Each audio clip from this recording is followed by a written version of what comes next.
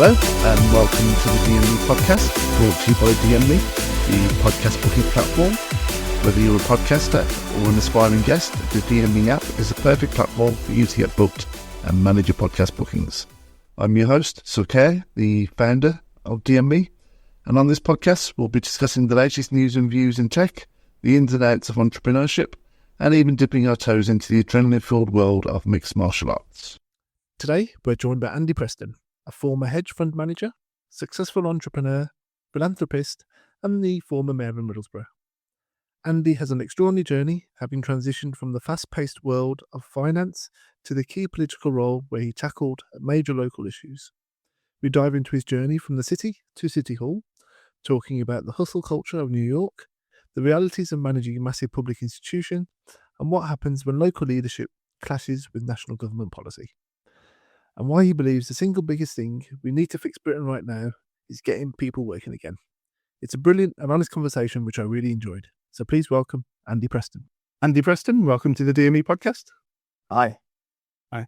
Thank you for giving up your time. I know it's been a bit of a journey trying to organise this, but as kind of the point of DME is trying to get people organised and get people booking on podcasts. And I'm very gracious for you giving up your time. You may be one of the few actual politicians we've had on the podcast. We've had a lot of people talking about politics, but I thought it'd be great to benefit from your own entrepreneurial experience and actual transitioning that into the world of politics.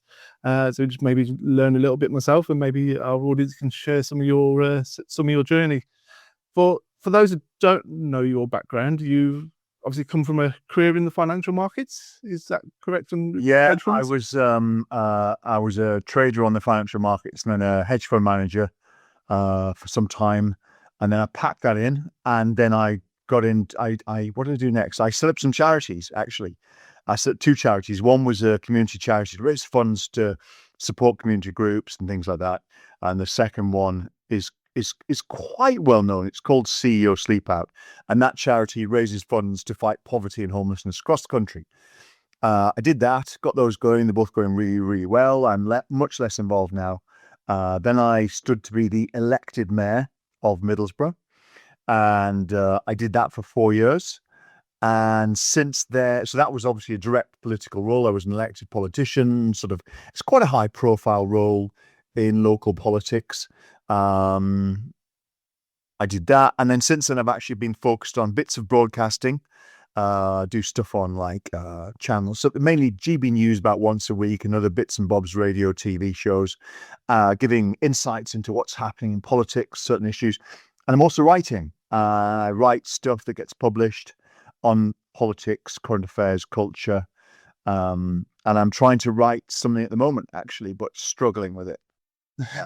Been trying today, but really, really struggling. Yeah. Well, hopefully we'll give you a bit of a break from the writer's block, and maybe we'll kind of inspire you to come up with your next great idea. So just to kind of start back a little bit, so I'm kind of passing interest in economics, and wanted to kind of dive into a little bit into your own experience in the financial markets. So kind of what era were you trading really, and what was your? I started in '93. I finished twice. I finished once, then went back, and then I finished. That was like 2005, and then I went back 2005, 6. And the sort of financial carnage of 2008, we shut down and retired is the wrong word, but moved on to something else. Yeah. And do you specialize in any particular areas of the market when it came? Yeah.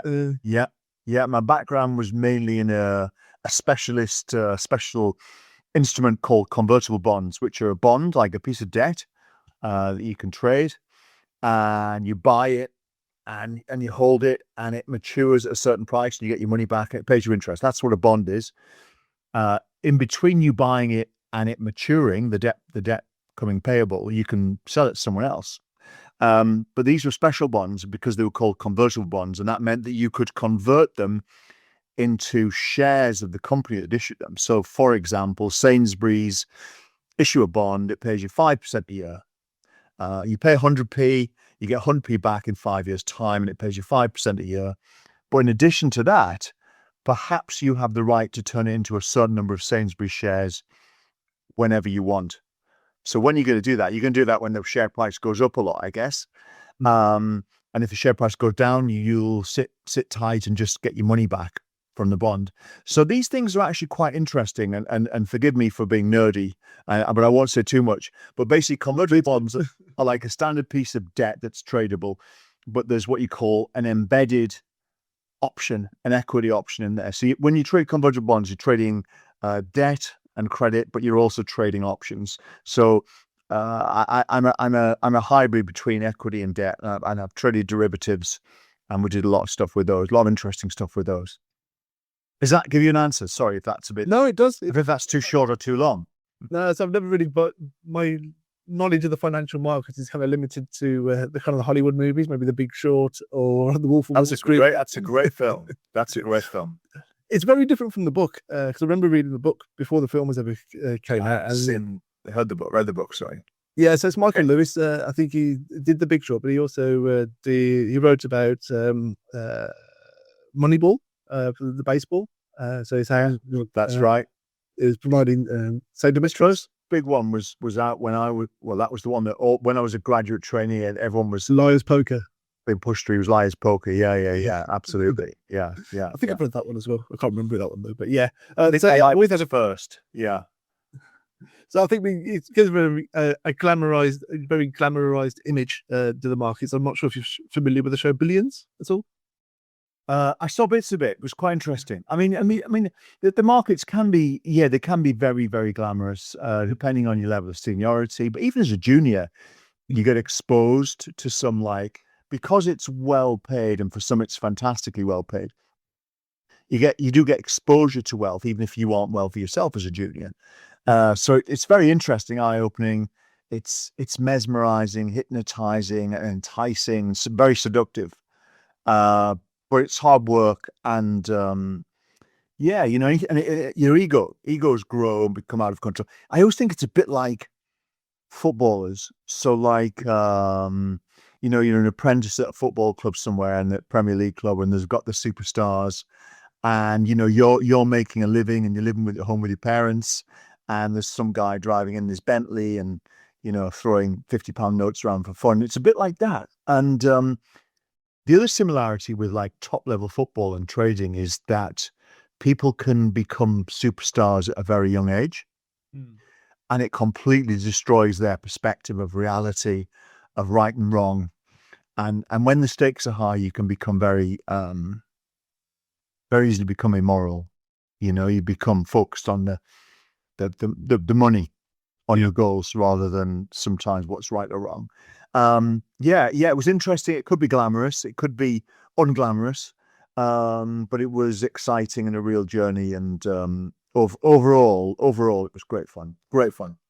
So obviously, I think you're a northern Middlesbrough lad, aren't you? So I'm guessing the financial markets, you're based down in London, I'm assuming. Yeah, I was based in London, and for the sort of the main part of my career, last 3 or 4, 5, 6 years, I was running. I worked for a bank, and the bank got me to set up a hedge fund, and the hedge fund was based in London and had an office in New York, and I was, I guess, 80-90% London, 10-20% New York, and we worked out of both. So how did you find the difference in cultures? I'll make some stereotypical assumptions here in terms of northern working class, kind of typical British values.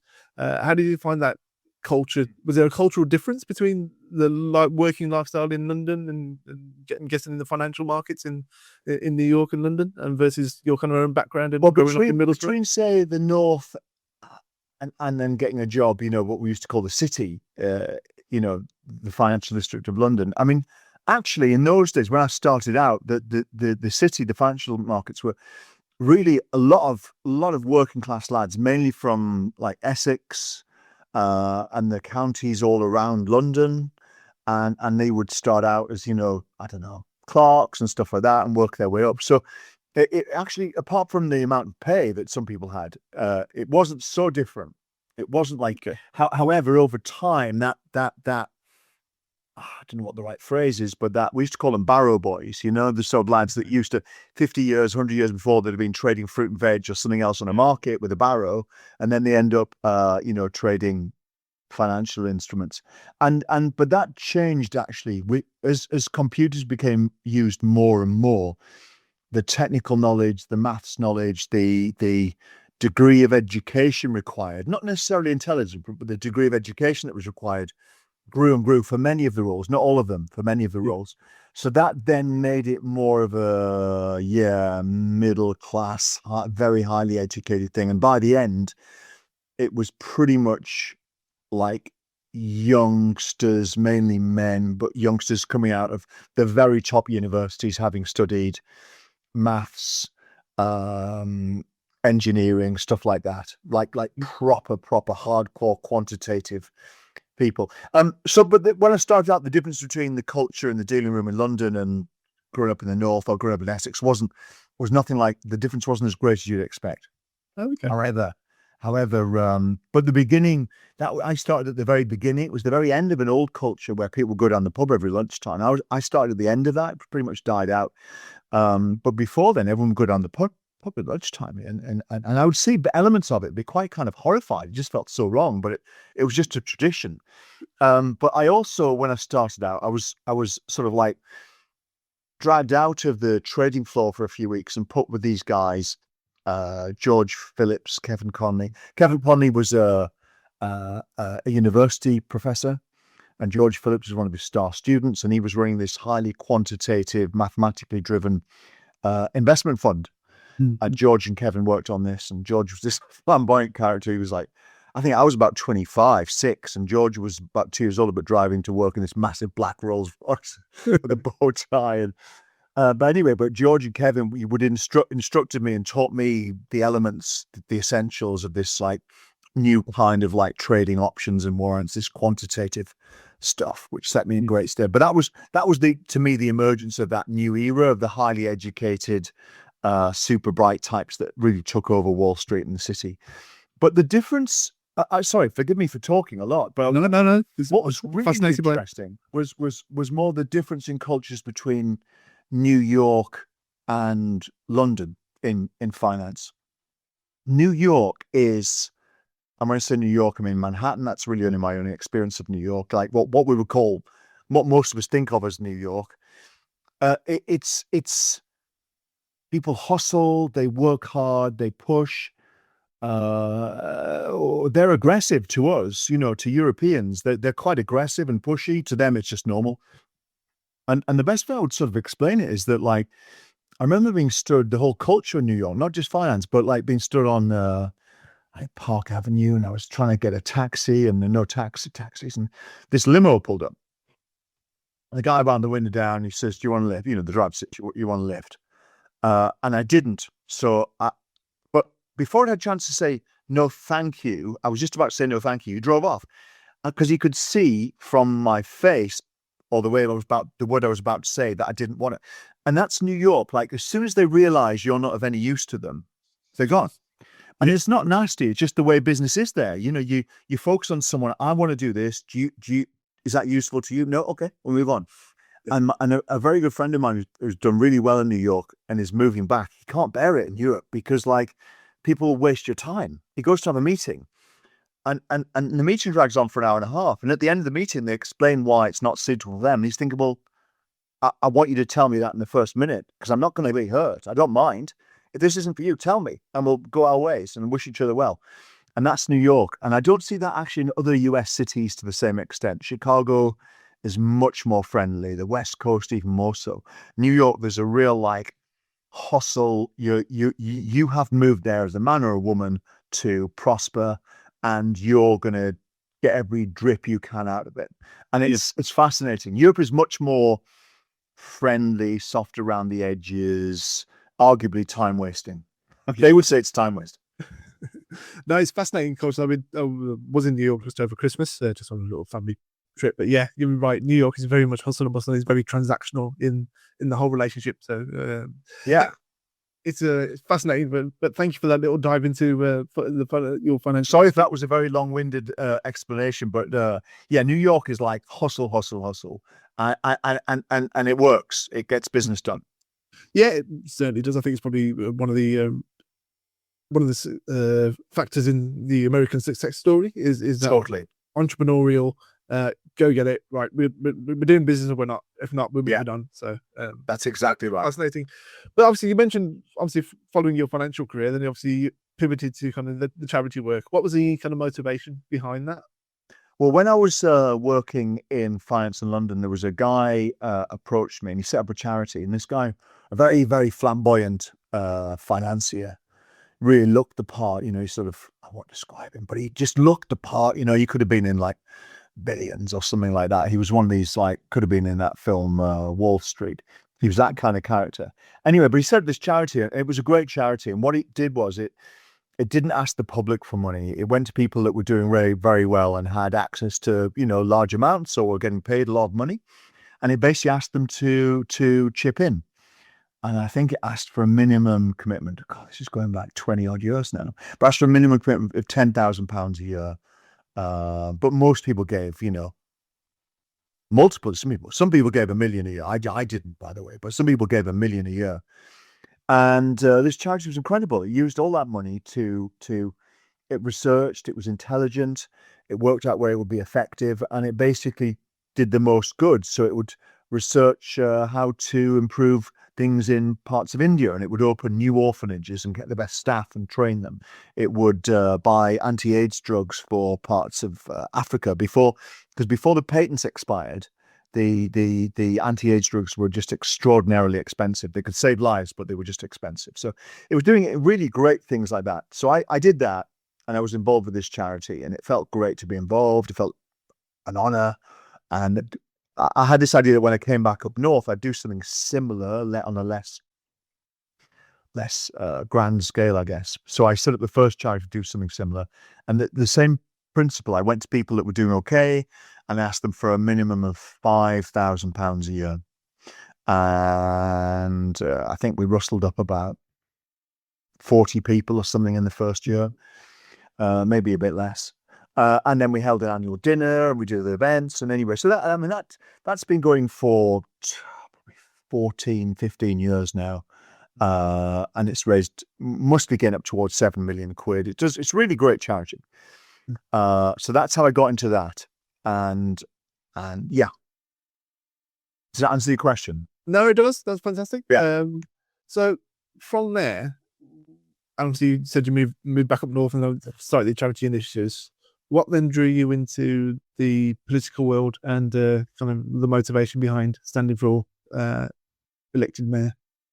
So doing that community-based charity, and by the way, for the first year or two, it was me completely on my own. I had a couple of trustees, but I was doing all the work. I was doing all the admin. I was rushing around. I was visiting people. I was raising funds. I was looking for places to donate the funds to, and it was a huge amount of work. And that sort of brought me closer to communities. Got to know the communities and got to know some key people. And I began to see things that you think, oh well, that could work better, and maybe we could do this a bit better. Maybe we could improve one or two things in this area. So that got me involved in like, why aren't the politicians doing this? Why aren't the councils doing this? And could I get them to do it? So that sort of sparked that thought. What could I get councils to do this? Could I get councils to work better? And that's how it came about. And then, yeah, that's it. So what did you kind of notice in your first kind of engagements with kind of local government that made you think, I need to do this myself, as opposed to relying on kind of governmental organisations? What in terms of me? Just frustrations of either not having or not. So when I was mayor, oh gosh, you know what? I mean, the warning sign was just before, about a week before the election. That I won in 2019. I I got some sort of email or contact from the council saying, you're one of several candidates, about 5 candidates, and we're writing to all of you, and that if you're elected, we want you to come along. So block out the first 10 days of your period as mayor, because we're going to put you on a course where you learn how the council works. And I was like, oh, okay, right, fine. I started to put it in my diary, and I was like, no, we're not doing that. No, I'm the mayor. You're not putting me on a course. I might put you on a course. And I'm sort of joking, but I'm also not. I'm thinking like, you don't tell me that I'm going on a course. I'm the flipping mayor if I win. So I basically said, in a nice way, but I was clear, and I just said no. And there was no malice in it, but I think that just actually represented and relates to your question, Sukh, is that they see the mayor, civil servants see the politicians as this transitory thing to be managed, because they'll probably be gone in a little while. And, these senior people in civil service and councils, they're there for 20, 30 years or even longer sometimes. And they think they know how it goes, that they know best. Sometimes they probably do. Perhaps often they do. So that gets them to view politicians who come in with and politicians have a very short-term view. So if we look at the last government, which is the same as nearly all others, but prisons are extraordinarily complex. There's the management of the land, there's the management of the staff, there's dealing with different inmates, there's rehabilitation, there's the costs, there's the overcrowding, there's the moral implications, the legal implications. And it's horrendously complicated. Like managing one prison would be a monstrous job. Managing Britain's prisons portfolio and how that interfaces with the justice system and communities is horrendous. It would take you a lifetime to learn that. Guess how many prisons ministers we had in 14 years? We had 15. They were there for less than a year each. In that time, you barely know where the car park is and where the coffee machine is. It's insane.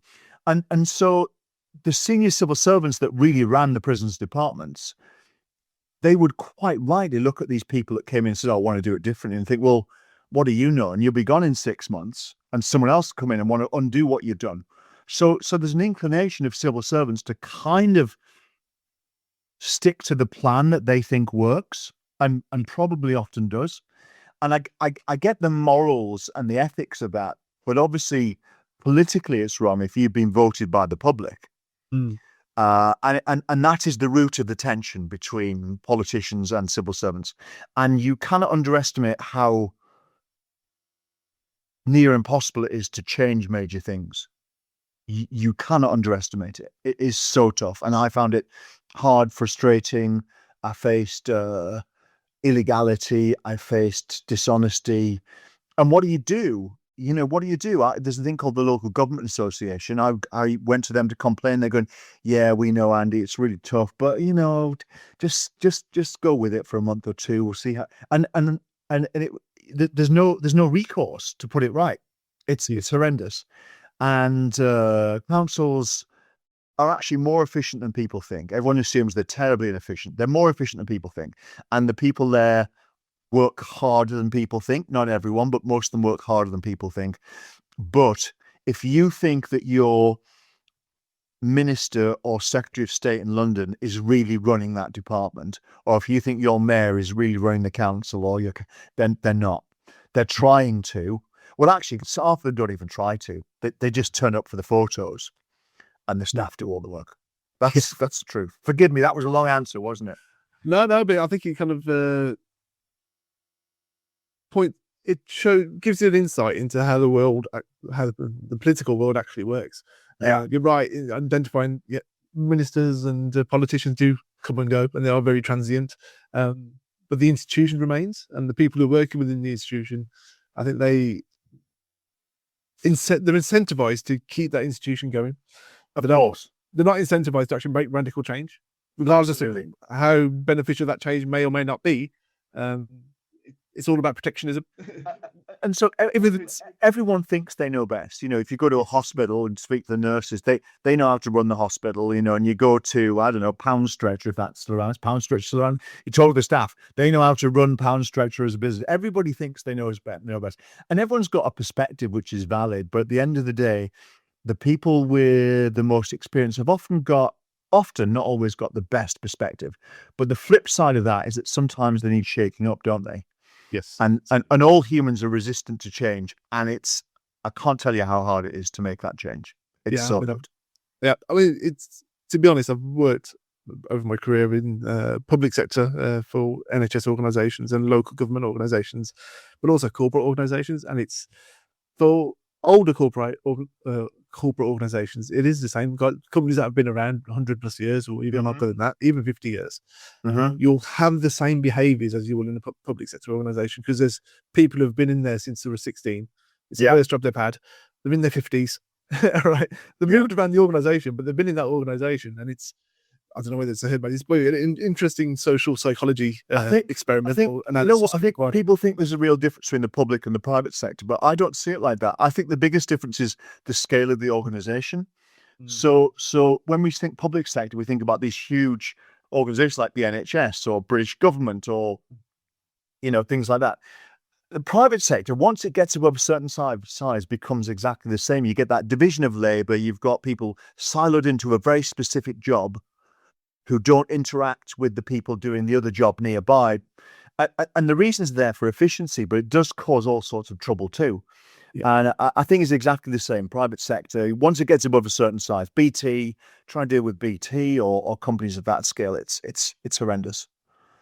Yeah, my wife actually works for BT, so I'll pass that information on. So just coming on a little bit, so obviously you said you were elected in 2019, and obviously quite an infamous year, because obviously the COVID pandemic kind of hit pretty soon after, and I think you kind of made headlines quite quickly for kind of defying kind of government guidelines when it came to some of the restrictions or some of the policies that were in place around COVID. What was that time like for you? It was really hard. It was very tough because, first of all, it was very frightening for many people. I think it was bewildering for all of us right from the outset. It was like we were all in this sci-fi film, right? This kind of futuristic film where there's some like catastrophe and you can't go and see your parents, and the streets were empty, right? No one was on the street. It was just like weird, and it was frightening and bewildering. A lot of people were very, very terrified and paranoid about their health, understandably. And I have to tell you that I was involved before the lockdown actually started. I was involved in discussions about planning, and this thing was coming, and we didn't know how it was going to come and when it would come, and we didn't know that these viruses mutate, and we didn't know how bad the next mutation would be. And we were planning all sorts, with like how many deaths. We were thinking, well, gosh, it could be, I don't know, it could be 20,000, 30,000 deaths. What the hell do we do with all the bodies? And we had this plan that, potentially the local ice rink could be used as an emergency morgue for obvious reasons. It's cold and expansive and things like that. It was a very frightening time.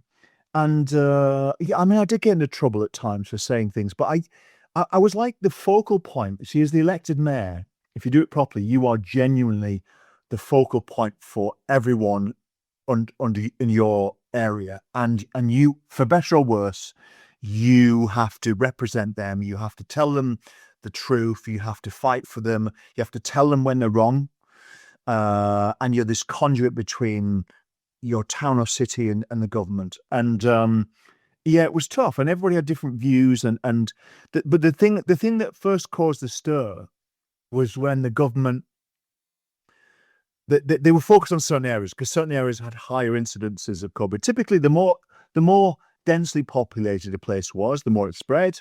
So Middlesbrough is densely populated, so it spread.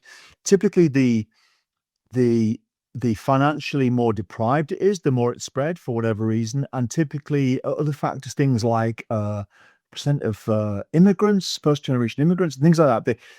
And Middlesbrough was kind of a nexus for all of those things, and so it had a high infection rate very early on, and we were working with the government on that to get it down. I was working with the police, and You're doing everything I could to try and reassure people, but keep them off the streets. The very early stages, we didn't know much about this. We didn't know how bad it was going to be. And for example, the government said, oh, well, you have to stay indoors, but you can go for a walk and you can go to your local park. Well, we had hundreds of people in local park, gangs of like, I won't name them, but like, for example, there's one sort of like cultural ethnic group, and they go to the park, but they'd all sit in a big huddle, like hundreds of it. And like that was utterly pointless. If they were going to catch it, it was going to be there at the park. So until we knew more at the very beginning, I shut the parks, which caused minor controversy. But then as time went on, it was becoming clear that this thing was something we had to be very careful about. But it was more like the flu. And so I was trying to change the message a bit from like, oh my God, stay indoors, get out for a walk on your own or with one person, don't mix. And I was changing the message to actually, you can mix a bit more, we can do this. But the government imposed some very strict restrictions on us. When they were loosening up restrictions in other areas, they tightened our restrictions. And they did that unfairly, and they did it on dodgy data. And all those briefings on a night time, was it 5 o'clock or 6 o'clock? I can't remember. Chris Whitty and the other guy. They would talk rubbish. They would say, oh, well, this is the number here and these are the stats. And they weren't. They were like 3, 4, 5 days out of date. And that mattered a lot. Those numbers, the difference mattered an awful lot. And they were talking rubbish, and it was just nonsense. And there was a point where they said that, oh, yeah, so we're going to... I'd worked with the government and basic and public health England. And if we did this, we were told if we did this, they wouldn't impose these new restrictions on us. They'd be more lenient. So we did it, and then they imposed them anyway. And that's when I said, no, we're not having it. We're not going to do that. Of course, I knew deep down that I had to. It was the law, and I couldn't encourage masses of people to break the law. But I wanted to make a point to government, to Public Health England and Chris Whitty and the other guys are like, who do you think you are? You're working off dodgy data. It doesn't look to me like you really know what you're doing. You might have some qualifications, and you don't know what's happening here, but you're imposing restrictions on us based on dodgy information. And that was the message I was trying to send. I was always going to have to back down, but I did that, and that caused a bit of a stir. But I see that as my job, is to stand up and say, can I swear? I say bollocks, F off. And I don't mind doing that. And so that's how. Yeah, I think to be honest, I mean, I was highly skeptical throughout the whole process. My own convictions are very much around liberty and freedom, and people know what's best for them, right? Even we should be free to make bad decisions for ourselves. Right? We don't need government. I think we should. I mean, I agree. I don't want to get into too much of debate because we might differ slightly, but I do agree with you wholeheartedly. However, the where it stops me is where it will impact other people. And it was very close, the hospitals being at full capacity.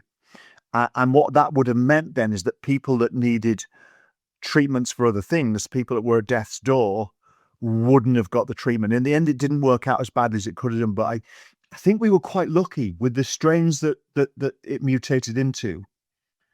But I agree entirely. It was clear it wasn't after a while. It was like the flu. Yeah, I agree with you in that regard. It was like the flu, and what we should have done with hindsight is anyone that was vulnerable, they should have stayed indoors, right? They should have worn the masks instead of us, Yeah, I think the misinformation era and the lack of trust in institutions, you can probably point to that COVID-19 period, that 18 months, 24 months, whatever it may be, and gone. That's the genesis of a lot of what you were seeing in the political climate today, whether it's looking at some of the institutions that kind of seem to be, or the quangos that seem to be driving government policy, who are always making the headlines and always seem to be steering the ship in a particular direction. So probably a perfect segue onto kind of my next point. I know you kind of write and talk a lot about current political climate at the moment. How do you kind of assess the state of the UK political and business world at the moment? Sorry, it's a big, broad question. It's a broad question. Well, look, so we could look at it like, oh, how does it feel today? And actually, it feels better today, perhaps, than it did a week ago, but it still doesn't feel great. I think if we take a step back and we look at it like over the last 6 months and then look forward to the next 6 months, I think things are challenging, but you know what? If you were looking outside of the UK, it's not so bad. It's not so bad. We have law and order. The crime rate has been much higher in the past. We've got massive issues and challenges, and we need to deal with that. But overall, the streets are broadly safer than they were. We've generally got okay health. We've generally got an educated population. There are loads of things we need to address, and some things are heading the wrong way categorically. But I think it is fixable. It is fixable. I mean, if I was being a pessimist, I'd say, look, we've got more people who are mentally unwell. We've got people who are more obese. We've got fewer kids attending school. We've got more youngsters unemployed. We've got a demographic time bomb that's actually just slowly exploding now, if that makes sense. There's lots to be pessimistic about, but I think it can be put right. I think the climate for businesses is tough, and I think the government hasn't helped with things like, NI payments, a new bureaucracy. I'm not a supporter of the current government, but to defend them, I would say their view of the world is that what we need to do is raise more taxes to look after people. That's their view of the world, and that's what they're trying to do. I think they've got it wrong, but that's their view. I think politically, I think apart from a general view and a general plan, I don't think this government really has much of a clear plan.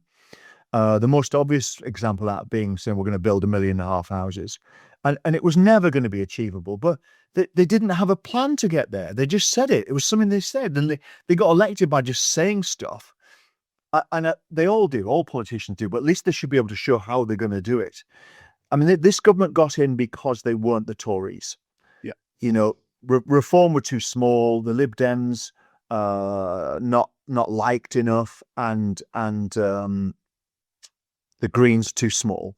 So it was going to be Labour or Tories, and the Tories, after 14 years, after COVID, after the cost of living crisis, and after political chaos, within the party itself, people were like, no, we need a change. We need them out. And so Labour was the only option. And I think sometimes people think that Labour got in because they had great policies or because Keir Starmer was popular, or not in a million years. It was because they weren't the Conservatives. So do I think we're going to hell in a handcart? No, but do I think we're on a 10-step plan to hell in a handcart, and we're at step 2. So I think we can get it back, Sukh. But I think that I think we need to start reversing it. And once we go to stage 3 and 4, it gets even harder to turn back, because what we're going to have to do, we're heading towards a Greek-style financial meltdown, right, where the government is basically bust. And you have to then bring outsiders in to bail you out. And when they do that, they demand really strict things. And instead of tinkering about with the NHS budget, 1% up, 1% down, they go, right, now we're cutting that 30%. Education budget, we're cutting that 30%. Free prescriptions for some people, nah, forget it. It's brutal. It's brutal. And my view of Britain at the moment is that the longer we put off the tough decisions like trimming the benefits bill, in various ways and doing other things, the longer we delay that, because it has to come, the longer we delay it, the harder it gets. And the ultimate, if you leave it till the very end step when other people come in to bail us out, it is so brutal, and it's the poorest and most vulnerable who suffer the most. The rich will be fine. The rich will be fine. We've got to fix it now. Yeah, I think it's whatever money is in the economy, it always finds its way to the top. That's not by kind of a particular nefarious means, by people exploiting others, just for the fact that money makes money. So if you've got money, you'll find a way of extracting it from the economy, and rich people will find the way to channel that, whether that's opening businesses, economies of scale, whatever that may be. Money will flow to the people who already have money. I think there's definitely some truth in that. And if you don't allow them to make money, why would they stay, right? If they're going to get poorer and they can leave. And what happens is you just end up with a country with people who can't leave. Yeah. And to me, politics is all about finding that balance, isn't it? Where you are trying to incentivize, motivate the rich to use their money to make more money that you can tax a bit, but not too much so they leave, but enough that it's such a fine balance, isn't it? It's such a fine. One of my favourite sayings I've only recently discovered from someone you probably know, Charlie Munger, who was Warren Buffett's right-hand man. Oh, yes, of course. Yeah. Did he die? Yeah, I think a couple of years ago. I think he was in like 96, 97, something like that. So he lived a good old age. But I think one of his sayings was, "Show me the incentive and I'll show you the outcome." 100%. Yeah, which I think 100%. tells a story across all swathes of society, to be honest. We were talking about the public sector and the private sector and institutions and civil servants. I think it applies across the board. And I think governments, I mean, I think the latest figures we saw from Rachel Reeves's recent budget statement or summer statement, autumn statement, whatever it was the benefits payments will be equating to the tax burden, the tax intake, sorry. And we're at a record high tax intake. And you're spending 100% of that money on benefits for people like that. So where's the incentive for people to come off that? Yeah, we've obviously the great talk about is it's a social safety net. Well, what happens when you fall into a net? It's hard to get out of a net. So that's good. That's right. You want a trampoline, not a net. I totally agree. But it's about finding that fine balance, isn't it, between compassion and care and support for people when they fall through the cracks, but not trapping them in the net, because you do get trapped in the net and your self-esteem drops and your confidence goes, and you're actually sometimes happier to be a bit poorer but sat at home than face people you don't know and take a new job that's a bit frightening when your self-esteem is low. And it's so tough, but there is only one way to do it, and that is to be kind and tough with people. You've got to do it. You've really got to do it.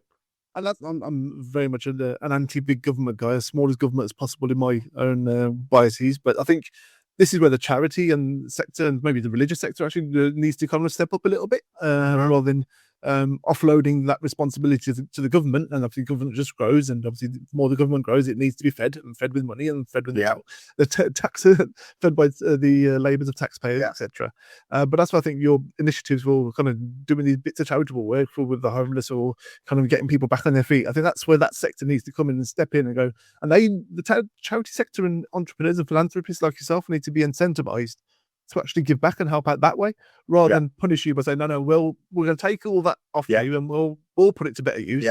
Rather than incentivize a high net worth individual like yourself just to go on, you've got some wealth, you've done well for yourself, go put it in this sector over here and go make a 5% difference, a 1% difference, a 2% difference. Absolutely. That's a couple of percent difference that we're not doing, and that's money back into the economy. Someone comes up, they start a business, and they pay a bit of tax back. Incentives are everything, and I didn't know that Charlie Munger had said that, but there's a book, or a couple of books actually, and a series of podcasts for economics. Have you come across those? And I've not read them all. Yeah, they were there from probably about 2000. But the gist of that, it was a financial journalist, Steve Dobner, and a Chicago economist called Steve Levitt, and they research this stuff, and basically they show you that yes, the world works on incentives. Is that you move to where the incentives are, and I tell you something like, and that can work really well. That can work really well for business. So I don't know how much you get stuff delivered to your house. We get quite a lot from, like, we had some massive outdoor furniture delivered the other week, and we've had other stuff. And anyway, the delivery people, I say guys, they are always guys, I think. They're increasingly like so helpful and so friendly and so nice. And it was only last week that I twigged. I mean, I'm sure some of them are just nice people, right? But like beyond helpful, like, and these guys, and they'd come up and they delivered it like, God, they delivered it like 8 a.m, but they'd come up from Coventry to deliver this stuff. And anyway, lovely lads, having a chat with them. Talking about football and all sorts. And anyway, then they said, "Oh, are you happy with what we've done?" I said, "Oh yeah, it's been great. Thanks so much." I gave them a little bit of money to buy a beer, whatever. And they said, "Listen, would you do a review for us?" I said, "Yeah, sure, yeah." And they gave me a card. They said, "Oh, just do it, a QR code on there, and get your missus to do it as well if you don't mind." I said, "Yeah, sure." We did that. And basically, they get a bonus on how many good reviews they get. And presumably they get penalised if they get bad reviews. Exactly. And what I've noticed that, like, you drivers that are just pushing a parcel, little tiny envelope through a letterbox, that's different. But the people actually delivering something that you signed for, they're increasingly nice, respectful, helpful. And I think it's because you get solicited by a text, like, how was it, your experience? Would you use it again? Would you recommend it? And that massively changes the behaviour of these workers. It massively does.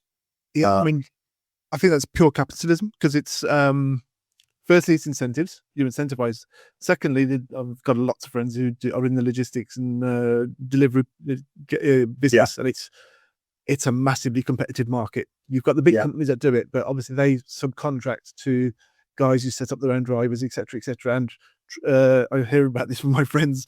They were always bidding for specific routes because they're massively profitable, and others aren't. But then they need one of their biggest pain points is the quality of the drivers they can get. That's just guys who you can rely on to turn up to work and actually do every rip. Then, like you said, is come back with good positive scores, because that then incentivizes them to get the next more profitable route. So I think those are just basic economics for me, which is just so frustrating that you don't need complex economic models for this. You don't need years of study. It's just basic supply, demand, price points. I mean, can you remember the first time you used Uber? I was like amazed. Like, first I was amazed by the technology, but then the driver was so courteous. I remember this guy, this Indian guy, and he's like, there was some hankies in the back seat in the box, and like, oh, would you like a sweet and all that stuff? And obviously, because he was, I'm sure he's a nice guy, but he was being especially nice because he wanted me to give him a good review. Because then he got better work. The more reliable and liked he is by customers, the more work Uber pushes him. And it's an amazing, and then people respond to incentives, which is what you said 10 minutes ago, and I've labored the point. But it really does drive behavior, at least to efficiency, at least to happy customers, right? So and you'll pay for that. I mean, it's another use case you can point to is restaurant and service staff. I think where I like the American model is, they're one of the lowest paid sectors of the economy. Is kind of people serving you coffee or serving you food. But why do they work so? Why is the service so good and over the top polite? It's not. You go to New York. Actually, it's a bit over the top in the States, isn't it? Exactly. But why is it over the top? Because they're all going for tips. Absolutely. There's a lot of research. I'd urge you to read up. Freakonomics have done a few podcasts on this. There's a whole series of economists around the world that research tipping for a living. And actually their conclusion, believe it or not, is that tipping doesn't necessarily lead to better service. And certainly the best service I ever get is Switzerland, which isn't a tipping culture really. Sometimes a little bit, but not really. Whereas the States, the service is kind of good, but it's really in your face, and it's quite high pressure, isn't it? And interesting, these economists that researched it, they found that women get better tips than men. Lesser looking women get better tips than average looking